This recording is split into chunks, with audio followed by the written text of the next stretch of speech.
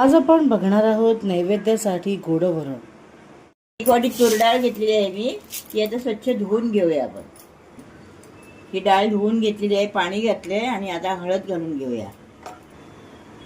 हिंग घालते, 1 चमचा गोड तेल घालते। आता हे पातेले मी कुकरला ठेवते आणि 3 ते 4 शिट्या घेते। आम्ही वरण भाताचाच कुकर लावला ऍक्च्युली, तुम्हाला वरण दाखवायचंय ना। हे वरण ना मी गोड वरण नैवेद्यासाठी बनवते, फोडणीचं नाही, साधं। इथे आपल्या वरण भाताचा कुकर होईस्तोपर्यंत आपण जी नैवेद्याला भाजी लागणार आहे त्याची तयारी करून घेतोय।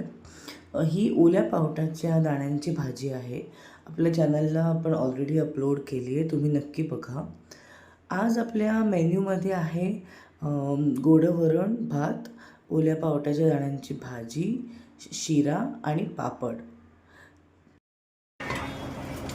कुकर उघडलाय आणि आपली डाळ चांगली शिजलेली आहे। आता आपण गोड वरण करायला सुरुवात करूया।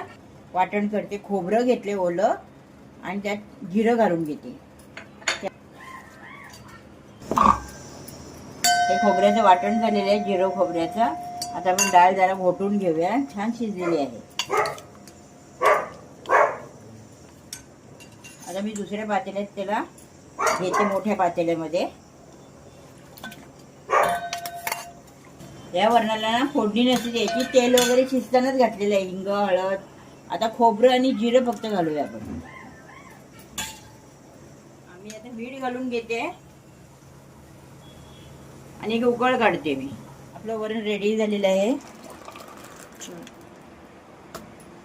तुम्ही हे वरण ट्राय करून बघा आणि आवडल्यास माझ्या व्हिडिओला लाईक करा, शेअर करा, कमेंट करा आणि स्नेहाज मेनू चॅनलला सबस्क्राईब करा। थँक्यू।